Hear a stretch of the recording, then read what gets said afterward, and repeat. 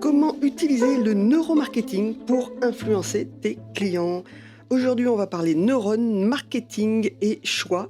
Comment fait-on un choix? Bienvenue dans Pause Marketing et Développement. Depuis toujours, le cerveau, ça m'intéresse, les biais cognitifs, les décisions. Comment est-ce qu'on prend nos décisions? Qu'est-ce qui fait qu'on fait ce choix-là plutôt qu'un autre? Comment est-ce qu'on devient accro à quelque chose? Alors ça, c'est encore autre chose. C'est vraiment quelque chose qui m'intéresse de savoir comment on prend nos décisions, comment on est influencé. Est-ce qu'on est vraiment influencé? Est-ce que c'est la publicité qui nous influence? Est-ce que c'est nos amis? Tout ça, moi, ça m'intéresse et j'espère que ça t'intéresse aussi. Donc aujourd'hui, on va voir comment 2 chercheurs ont lancé ce concept de neuromarketing. Est-ce que ça permet de vendre plus ou est-ce que ça permet de vendre mieux? Est-ce que tu peux vraiment influencer tes clients? Et surtout, es-tu si influençable que ça? Donc, on commence par la définition du marketing. Le marketing, c'est un ensemble de techniques pour comprendre les besoins de ses clients. Ton client idéal, c'est le persona.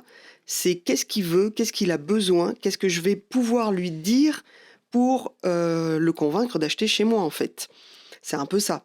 Le marketing, c'est des outils.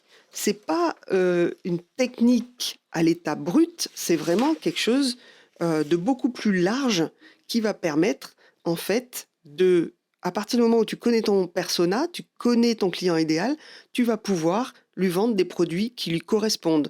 Seth Godin disait, on ne vend pas un produit à un client, on répond à son besoin.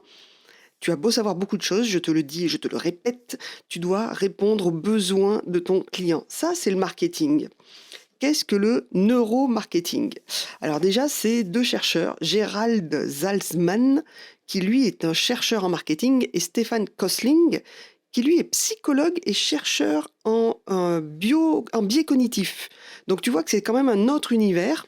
Il va rechercher tout ce qui va être dans notre cerveau.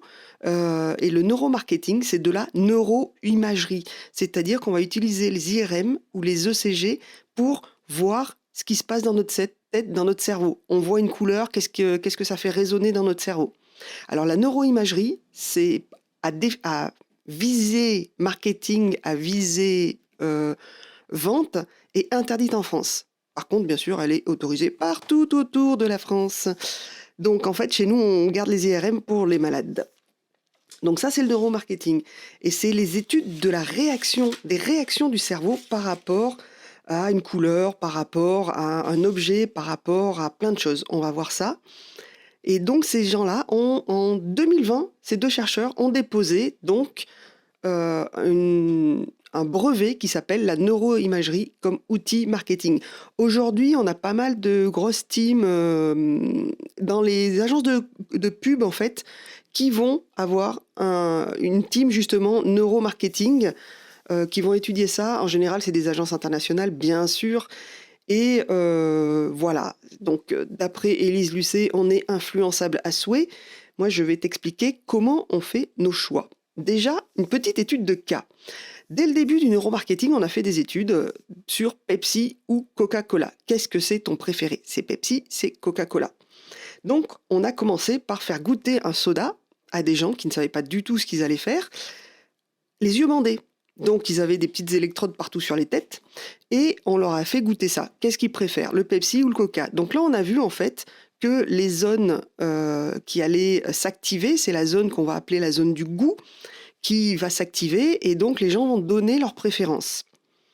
Donc voilà, ça c'est classique. Ok, on voit, il n'y a pas de préférence en goût entre Pepsi et Coca-Cola. Génial! Sauf que, patatras, le faux positif est déjà apparu à cette époque-là. Là. Déjà début 2000, on parlait de faux positif. Pourquoi?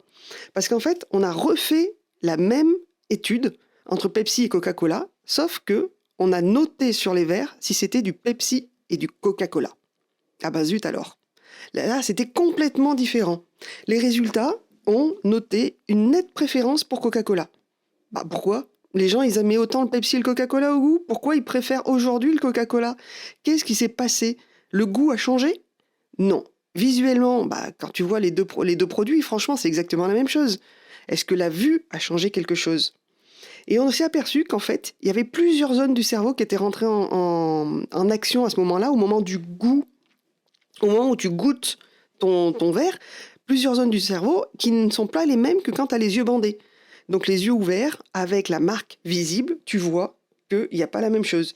Qu'est-ce qui s'est passé? Est-ce que visuellement, de voir la marque, ça a changé quelque chose dans ta prise de décision? Ou est-ce que c'est ta mémoire? Ou est-ce que c'est justement influencé par la marque? Qu'est-ce qui s'est passé? En fait, on s'est aperçu aujourd'hui que pour influencer les gens, ou même pour que les gens prennent un choix, fassent un choix, il y a plusieurs choses qui rentrent en compte, notamment il y a le visuel, mais il y a aussi l'auditif, il y a le kinesthésique, l'olfactif et le gustatif. En général, tu vas croiser ils vont mettre les initiales, ça va s'appeler VACOG. Voilà, le truc vachement pratique, très bien prononçable en français. Tu verras, l'Académie française a dû s'éclater sur ces cours de marketing. En fait, visuel, auditif, kinesthésique, olfactif et gustatif. Donc toi, tu vois bien qu'aujourd'hui, on est dans un monde où c'est très, très visuel. On en a plein les mirettes, on a des panneaux d'affichage, les voitures sont floquées, as des pubs de partout, tu es sur Facebook, on te dit surtout mets une image parce que les gens, avant de lire, ils vont être captés par l'image. Donc là-dessus, tu es à fond. L'auditif, c'est toujours à deux tranchants aussi. C'est que tu peux plaire comme tu peux ne pas plaire. Tu regardes, entre ceux qui écoutent énergie, ceux qui écoutent nostalgie, tu as deux mondes différents. Le kinesthésique, c'est quoi? C'est le toucher. Le kinesthésique, c'est le toucher. Et aujourd'hui, on travaille beaucoup le toucher. Moi, qui ai travaillé chez Seb un moment, on a fait ce qu'on appelait des poignées soft touch. Soft touch, en fait, c'est des poignées douces, c'est-à-dire que tu as un plastique lisse d'un côté et tu as un plastique un petit peu granuleux, un petit peu doux qui donne une matière. Et en fait, les gens vont préférer ça jusqu'à ce qu'on s'aperçoive qu'en fait, une fois que tu as fait une coulure dessus, c'est pas lavable, c'est dégueulasse. Et en plus, ça coûte beaucoup plus cher parce qu'il faut mouler de la bimatière au lieu de faire qu'une seule chose. Mais on va aussi travailler sur tous les produits, sur l'aspect touché. Regarde tes vêtements. Quand tu les achètes, moi je déteste les acheter par internet parce que je ne peux pas les toucher. Et je suis super sensible à ça. J'aime pas les matières synthétiques qui chauffent, qui te brûlent. C'est pas terrible. Olfactif, qu'est-ce qui se passe? Aujourd'hui, bien sûr qu'on travaille sur l'olfactif et le gustatif. On travaille là-dessus. Quand tu vas dans un restaurant et que tu manges quelque chose qui ne te plaît pas, tu te rappelles que tu ne plais pas. Et l'olfactif, on va jouer dessus. Qu'est-ce qui se passe aujourd'hui quand, par exemple, tu rentres dans un supermarché et on te propose, tu passes là comme ça et tu vois une machine à popcorn. Non seulement tu vois la machine à popcorn, tu vois la vendeuse, mais surtout tu sens l'odeur du popcorn qui va jouer sur différentes zones de ton cerveau et qui va t'amener justement à ce goût du popcorn que tu connais, que tu apprécies ou que tu n'apprécies pas. Donc tout ça, c'est à mettre en avant. On a aussi, moi ce que j'adore, c'est offrir aux gamins les pâtes à prout. Je sais pas si tu vois, c'est une petite boîte en plastique et dedans il y a une espèce de liquide gluant. Alors déjà, visuellement, t'as pas envie d'y toucher, mais les gamins, ils adorent, ils veulent malaxer ça, ils veulent malaxer ça. Tu le prends, ça colle pas au doigt, et quand tu le réenfonces, en fait, tu prends ce liquide, ce semi-liquide, je sais pas, c'est une sorte de pâte molle, tu le réenfonces dans sa boîte, et ça fait des gros... Voilà, des gros proutes, et ça fait rire tout le monde. Et ben là, tu es surtout sur le visuel, donc c'est moche. Pour les parents, c'est moche. Pour les gamins, c'est super fun. Sur l'auditif, puisque ça fait des proutes. Sur le kinesthésique, puisque tu le malaxes. Et par contre, olfactivement et gustativement, ils ont viré tout ça, parce qu'il ne faut pas que ce soit attractif pour les petits-enfants, pour qu'ils aient envie de le manger ou de le mâchouiller. Donc ils ont travaillé ce produit sur l'ensemble des sens des personnes. Voilà, la pâte à prout, c'était génial. Je sais même pas si c'est encore autorisé, ça doit être trop chimique en fait. Voilà, donc Vagog qui va permettre donc de faire l'ensemble en fait des sens qui vont nous permettre de choisir et d'apprécier quelque chose. Sauf que là, chez Coca ou chez Pepsi, en fait, c'était pas vraiment l'essence puisque la couleur c'est la même, l'odeur c'est le même, le goût est différent. Mais on voit bien que sur la deuxième série, quand les gens n'ont plus les yeux bandés, qu'est-ce qui prend le dessus? Eh ben, c'est la marque. C'est la marque, c'est la tribu, c'est qui va aimer quoi. Il est mieux vu d'aimer du Coca-Cola que du Pepsi. Bah ça, voilà. Les Pepsi, on a toujours dit, les gens qui boivent du Pepsi, c'est des rebelles. En quelque sorte, c'est un peu ça. Et Pepsi a joué là-dessus parce que il est le challenger de Coca-Cola. Et là-dessus, on le retrouve, en fait, les gens ont complètement intégré cette façon d'être et vont le répéter encore et encore. Du coup, comment tu fais pour influencer tes clients? Parce que tu n'es pas forcément, t'as pas forcément l'auditif, le kinesthésique, l'olfactif, le gustatif, même si tu travailles sur ton visuel. Qu'est-ce qui se passe? Alors voilà, pour ceux qui sont en vidéo, oups, la notoriété influence aussi. Comment influencer quelqu'un maintenant? Comment tu vas t'y prendre pour influencer tes clients? Parce que le neuromarketing, c'est le mal, d'après Élise Lucet chez Cache Investigation, ou je sais plus, qui disait que, attention, on va guider les gens pour acheter plus, pour acheter des choses inutiles. C'est le mal absolu, le neuromarketing. Est-ce vraiment le mal absolu? Est-ce que dans ton Vagog, tu es exactement similaire à la personne qui est actuellement sur ta droite, actuellement sur ta gauche, actuellement en face de toi? Ah non. Du coup, on n'est pas euh, censé diriger nos choix. Nos choix, en fait, ils vont se passer à 3 niveaux. Ils vont se passer dans nos 3 cerveaux, le limbique, le reptilien et le néocortex. Le néocortex, c'est le seul cerveau qui va prendre des choix avec raison, en fait. C'est celui qui travaille. Les autres, ils travaillent, mais tu le sens pas, en fait. Tu respires, tu penses, maintenant, tu penses pas. Tu respires, tu marches, tu tends le bras, tout ça. Le limbique et le reptilien qui vont gérer tout ça. Tu t'en aperçois même pas. Par contre, le néocortex, c'est celui qui va porter la charge mentale. C'est celui qui va faire des choix raisonnés et c'est celui qui va donc travailler le plus et te fatiguer le plus. Donc, qu'est-ce qui se passe ici? Dans le neuromarketing, on s'en est bien aperçu, puisque les cerveaux ont des zones bien définies. Donc, qu'est-ce qui est censé diriger nos choix? Est-ce que le neuromarketing va vraiment nous influencer et comment il va pouvoir nous influencer? Ben, en fait, on s'aperçoit que quand on va faire là, comment on choisit, on s'aperçoit que c'est super complexe en fait le choix. Donc, comment tu peux influencer quelqu'un sur un choix qu'il ne veut pas faire? Ce n'est pas une baguette magique, en fait, le neuromarketing, même s'il y en a, certaines sociétés vont mettre des millions à faire des études sur le cerveau, ça va être sympa, mais ça va pas être la panacée. Donc, comment on fait pour faire nos choix? Quelle est la façon dont on procède pour faire nos choix? Qu'est-ce qui va nous pousser à acheter ou non? Est-ce qu'on va vraiment pouvoir acheter quelque chose qui nous déplaît? Vraiment un truc, tu trouves ça laid, est-ce qu'on peut te forcer à l'acheter? Le neuromarketing, c'est pas la baguette magique, c'est pas ce qui va te pousser à acheter les choses belles, les choses moches, je veux dire, tu vas acheter des choses quand même qui te plaisent.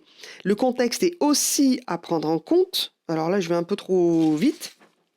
Parce que, en fait, le contexte du choix, ça va être encore autre chose. Alors, on va revenir sur le choix, 2 minutes. Le choix, il se fait d'après. Alors, plusieurs spécialistes sont d'accord pour dire que le choix se fait en 4 étapes. Tu trouveras toujours quelqu'un qui va te dire le contraire. Moi, je pars sur le choix en 4 étapes. La première étape, c'est la désambiguation. Ça aussi, c'est l'Académie française qui a dû pondre ça. Désambiguation, c'est quoi? C'est tout simplement avoir un message qui n'est pas ambigu. Un message clair, net, précis. Ton service, ton produit, il doit être facilement compréhensible par tout le monde. La deuxième étape, c'est la valeur que tu vas donner à ce choix. Est-ce que ce choix est dans mes valeurs à moi intrinsèquement et donc je vais vers lui? Est-ce que ce choix n'est pas dans mes valeurs et donc je ne vais pas vers lui? Là, tu as par exemple dans tes valeurs, tu veux utiliser que du bio parce que tu penses que ça fait du bien à la planète, que ça va te faire du bien. À partir du moment où tu vois ton paquet de pâtes bio à 15 €, est-ce que tu le prends? Est-ce que tu le prends pas? Tu vas avoir cette valeur-là, alors pécuniaire et valeur intrinsèque, vraiment un peu de tout. Et tu vas faire ta sélection. Oui ou non. Est-ce que je prends ce paquet de pâtes? Oui, non. Si tu te dis, je sais pas, je vais attendre la fin des courses, voir s'il me reste des sous, c'est une charge mentale que tu rajoutes dans ton néocortex. Donc du coup, ton cerveau a intérêt à prendre un choix, à faire un choix tout de suite, là, maintenant. Et c'est des choix que tu vas pas complètement comprendre, qui vont se faire de manière très rapide. En fait, ça c'est décortiqué, Mais ton paquet de pâtes, t'en as besoin, t'en as pas besoin, tu vois que c'est un paquet de pâtes. Désambiguation, poum, premier point, ok, c'est bon, j'ai vu, c'est un paquet de pâtes, il y a marqué bio en gros, donc logiquement, c'est bio. La valeur que je donne à ce paquet de pâtes, est-ce que j'en ai besoin? Est-ce que ça va me servir? Est-ce que je vais aimer ces pâtes? Parce que ça aussi, c'est une chose qu'on va se poser comme question intérieurement. Puisque, un, c'est la désambiguation dans les 4 étapes. 2, c'est la valeur que je donne au produit. 3, c'est la sélection. Oui, non, je le prends pas. Et 4, c'est l'évaluation du résultat. Donc en fait, ta mémoire va aussi jouer un rôle dans ton choix. Si tu as commandé quelque chose sur Internet et par exemple un pull, le premier lavage, ton pull, il a perdu 3 tailles, eh ben, le choix, il va être vite fait. La prochaine fois, tu vas voir ce super pull en promo, tu vas voir que c'est exactement le même magasin où tu l'avais acheté, et là, tu vas dire, non, j'en veux pas finalement, hein. C'est comme tes pâtes à 15 euros, si tu les manges et qu'elles sont super bonnes, tu diras, ok, j'ai eu raison de mettre 15 euros dans des pâtes. Si, au contraire, elles sont immondes, c'est de la pâte à papier, tu dis, non, j'ai eu tort, donc je n'irai plus. Donc ton choix, non seulement il est fait, le choix que tu vas proposer à tes clients et ton choix à toi, il est fait à partir donc du fait que ce soit pas ambigu, que ça aille dans tes valeurs. Donc tu ne peux pas acheter quelque chose qui soit contre ce que tu aimes et que ta sélection soit faite. Et qu'en plus, ta mémoire ait validé ce que tu as voulu. C'est voilà. Donc c'est comme la machine à popcorn de tout à l'heure. Donc désambiguation, le popcorn, je connais, je vois ce que c'est, j'intègre. J'ai en plus l'odeur, donc les valeurs, ça va être quoi? La valeur, ça va être l'odeur, le goût, ça va me rappeler le goût, ça va peut-être être une partie nostalgique, ça va me rappeler mon enfance, quand je mangeais du popcorn avec mes frères, mes sœurs, mes cousins, cousines. Ça va peut-être être intérieurement quelque chose à valeur très très forte, émotionnellement parlant. Ensuite, il va y avoir la sélection. Est-ce que le prix va me freiner? Est-ce que l'envie, le souvenir va être par-dessus tout ça? Est-ce que ce besoin, tout d'un coup, va apparaître, que j'ai besoin de cette nostalgie-là et donc d'acheter ce produit? Oui, non. Et la mémoire, donc, est-ce que ma mémoire va être heureuse, en fait, de récupérer? Est-ce que je vais évaluer le résultat que je vais avoir avec ça? Je vais pouvoir acheter cette machine à popcorn et le partager avec ma famille, refaire peut-être des cousinades pour parler popcorn, faire manger des popcorn avec mes enfants, ainsi de suite. Donc tu vois que si tu es ultra raisonné, bah forcément, tu vas te dire la machine à popcorn, bon, ça me sert à rien. Si tu es dans l'émotionnel et tu vas te dire, ah super cette machine à popcorn, ça me rappelle tellement de bons souvenirs et tout ça, donc tu vas l'acheter. Par contre, si tu as toujours détesté le popcorn, bah, la machine à popcorn, malgré tout ce qu'il peut y avoir, toutes les sensations, toutes les émotions qu'on peut te balancer, t'en as rien à faire. Donc tu vois bien que le neuromarketing, c'est pas non plus quelque chose qui est, c'est pas une baguette magique qui va transformer quelqu'un de manière à ce qu'il achète un produit alors qu'il n'en a pas besoin ou qu'il déteste ça. On va pouvoir avoir quelques leviers, mais est-ce que ça va pas changer le monde? Si vraiment le neuromarketing changeait le monde, on l'aurait déjà utilisé pour les fumeurs. Aujourd'hui, on marque sur le paquet "Fumer tue".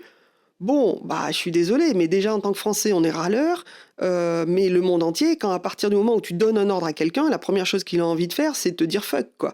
Donc si tu dis fumer tue, les fumeurs, ils vont dire bah non, moi j'ai rien à foutre, je suis rebelle, mon cerveau est rebelle, je vais continuer à fumer.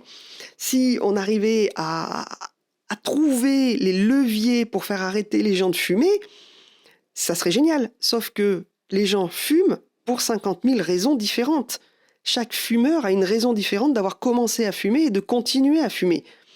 Donc, c'est pour ça qu'il n'y a pas la panacée. Le marketing, le neuromarketing n'est pas la panacée pour empêcher les gens de faire quelque chose ou les forcer à faire un choix. C'est juste des aides pour vendre. C'est tout. Parce qu'en plus, il y a la notion de contexte qui arrive aussi là-dessus. C'est-à-dire, tu as ton choix, tu as déjà tes quatre étapes pour ton choix, mais tu as aussi le contexte qui arrive dessus. C'est-à-dire que la plupart des fumeurs ont fumé parce qu'ils étaient accompagnés, ils étaient en groupe, quelqu'un leur a tendu une cigarette. C'est rarement le fait qu'on soit seul dans son coin et on se dit « Oh tiens, je vais essayer la cigarette ». Donc, il y a tout ce contexte-là. Est-ce que tu es accompagné quand tu fais ton choix? Est-ce que tu es seul? Là, devant la machine à popcorn, est-ce que c'est un papa avec son fils qui a envie de le faire découvrir? Est-ce que c'est quelqu'un de tout seul qui se dit « Bon, je sais pas, je vais réfléchir ». Tu as tout ça qui va rentrer en compte. Est-ce que tu es influencé par les autres sur tes produits aussi? Aujourd'hui, tu as beaucoup de gens qui se disent influenceurs parce que ils utilisent le produit. Donc, intérieurement, toi, tu vas penser que le produit est bon pour toi si tu t'assimiles à cet influenceur-là. Si tu trouves que c'est un petit con, forcément, le produit qu'il utilise, il va pas te plaire. Donc, il y a tout ce contexte-là. Est-ce que aussi, si tu es dans une bonne vibes ou si au contraire tu es au fond du trou, tu vas pas penser les choses de la même façon. Tu vas pas acheter les choses de la même façon.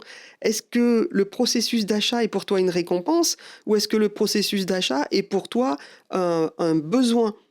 Là aussi, tu ne vas pas réagir de la même façon.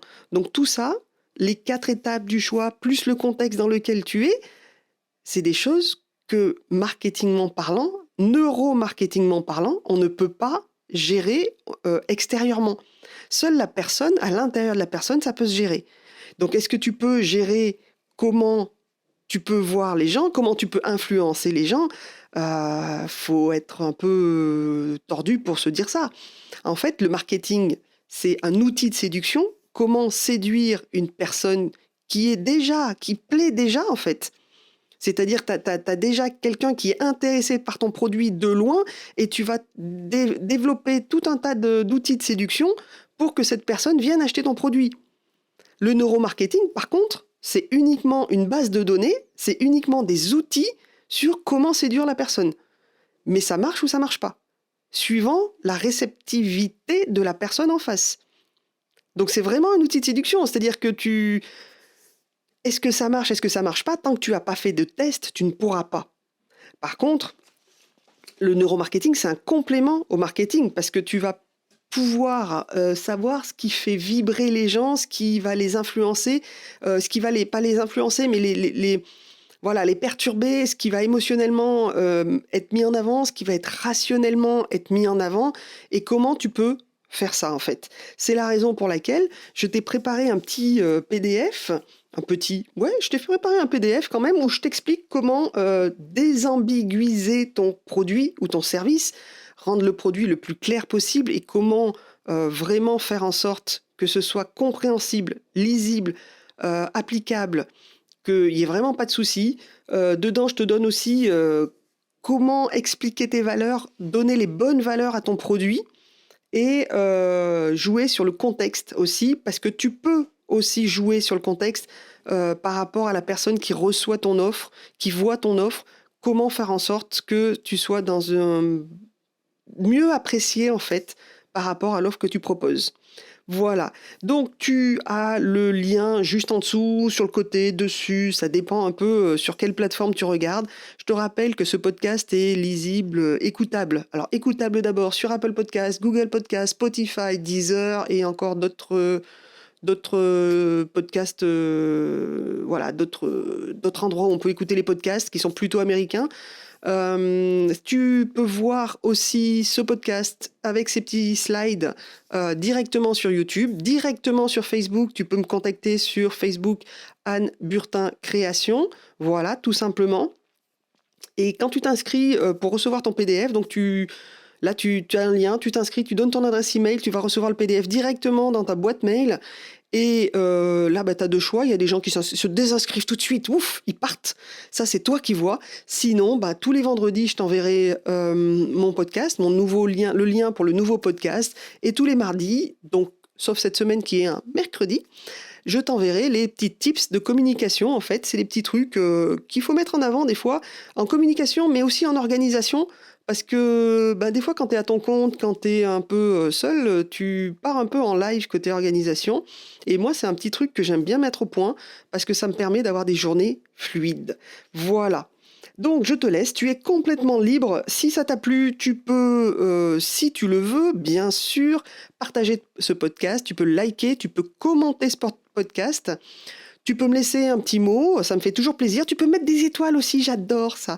Et puis voilà, au plaisir de te retrouver vendredi prochain Rappel, donc podcast sur YouTube, sur Apple, sur Google, tu peux le trouver partout. Et je te retrouve vendredi prochain pour parler d'autres choses, toujours dans le marketing, dans la communication ou dans le développement. À bientôt.